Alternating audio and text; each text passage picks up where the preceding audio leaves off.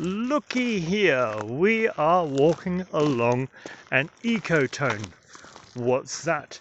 That's a transition zone between two different biological or ecological communities. So over on the left of this track we have more of an open woodland with these sparse tall gums spread out, letting much sun down to the undergrowth, where we have a few wattles growing up into the mid-story and bracken fern and blady grass dominating the undergrowth. On the right of me, however, we have more of a closed woodland, much more canopy cover. Taking up much of it are these broadleaf paper barks. They're more of a swampy plant because in there the soil is damp as can be.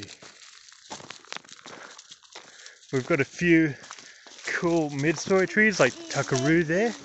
That's right, Evie. A cheese tree over there. Let's have a closer look. Here we go. Tuckaroo. Big broad leaves. Over here is a cheese tree. Oh, we've got a bush lemon there. Not really supposed to be there, but it is. There you go, cheese tree. Not sure why it's called the cheese tree, but these leaves are highly valued by loads of insects. You can see how it's quite, the new growth there is quite densely clustered, because nearly as soon as the new leaves grow, we have insects coming along and eating them. Something's definitely been eating the lemon there.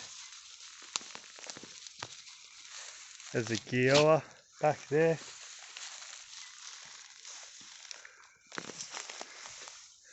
Very cool. In the undergrowth we also have these big sedgy sword grasses, Garnia grass. They're called sword grass if I run my finger along it. It cuts you up a fair bit. It's very sharp on the edges. It's another indicator that this soil is really wet. They like swampy grounds. A whole bunch of wattles. Wattles, interestingly enough, make their own fertilizer. Back on the open side where there's more sunlight, the soil's more dry. These cool candlestick banksias. Just finishing up flowering. Very cool flowers. Large flooded gum back there on the wet side, on the closed canopy side. Let's go take a look at those. Oh, over here. Up. We have these cute little purple flowers. They're from this crawling plant here. That's the leaf there. That's called Hardenbergia. Ooh, forget the species name. It's a Hardenbergia anyway. I think the common name is Happy Wanderer. Oh, purple pea coral is another. That's a good name. Hence these purple coral-like flowers, highly desired by native bees. Over here with this big gum, this big flooded gum, we have all these little scribbles. Now each of those scribbles are made by the caterpillar of a moth.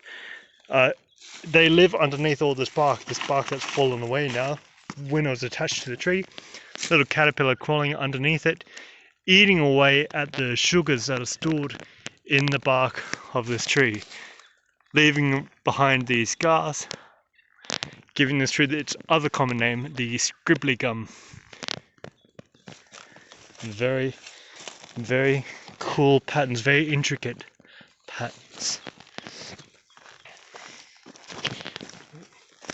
Some red soil there, iron-rich soils. Some baby palms. It's gone over to the wet side a bit more. Here we go. That's a pretty nasty weed that's spreading around Coffs Harbour. That is coral berry. Big fat glossy leaves, bright red berries. really doesn't belong here. It's a no good plant. Just spreads and nothing eats it.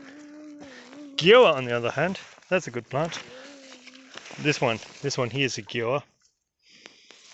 That one there, it's a senna. We don't like senna.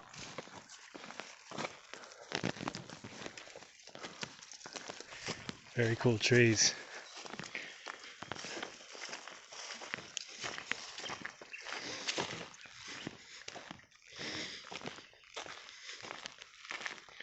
More swordgrass there. Wattles in flower. Another good thing about wattles, one of the few native plants that flower in the winter, keeping our native bees and native pollinators happy through these winter months when most other things aren't in flower.